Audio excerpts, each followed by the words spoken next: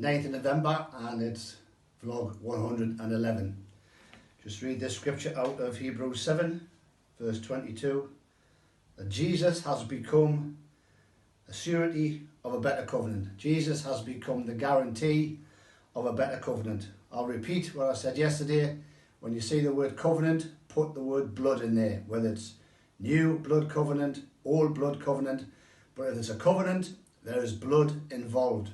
And we know that the life is in the blood. So Jesus is the guarantee. There's two main components to a blood covenant. And that is protection and prosperity. Protection and prosperity. There is no father, clan chief, tribal leader would enter into a blood covenant with another group if protection and prosperity were not the two main foundations of that covenant or that agreement. What would happen is I would bring my family or my tribe, you would bring your family, your tribe. The terms of the blood covenant would be discussed. Then there would be an exchange of weapons, an exchange of goods, exchanges of blessings and exchanges of cursings. And then the main and the most important part of this whole ritual would be the blood. Either I would cut my wrist, you would cut your wrist, and they'd be bound together. So blood, my family's blood, your family's blood would mingle. Or we would cut our wrist or our hand and the blood would drip into a goblet of wine, and then you would drink it and I would drink it. We would drink each other's blood, which is in the wine. And that was binding. Once that was done, that was binding for generations to come. And the saying is that blood is thicker than water. And what that means is the blood of the covenant is thicker than the water of the womb.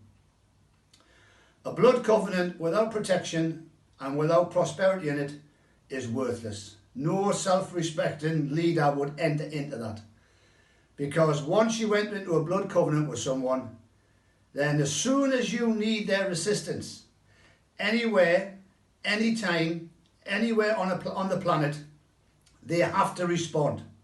They cannot say no, because they would then break the covenant. And to break a blood covenant means death. So when our God called you and called me to enter into a blood covenant with him through the blood of his son, he has never broken it. That's why all God's promises are yes and amen, because they're all based on the blood of Jesus, the blood of the Lamb. His blood was shed. His blood was given. His blood was poured out. And when you got born again, and when I got born again, even though I didn't know it because I wasn't told, I entered into a blood covenant agreement with Almighty God for eternity, forever.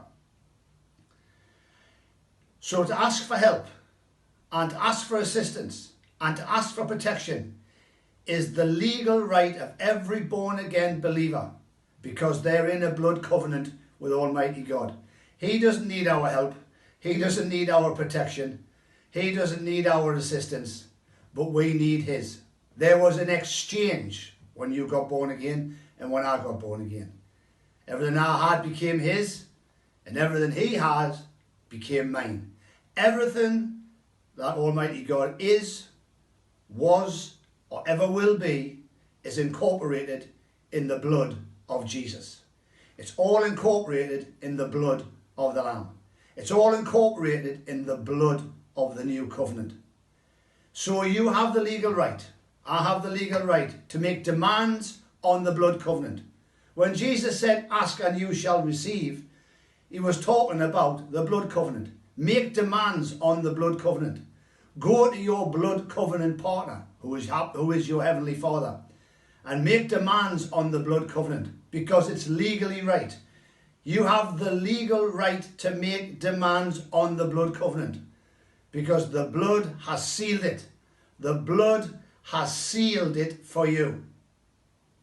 So remember, Jesus is Lord, and the blood covenant you have is one of protection and prosperity.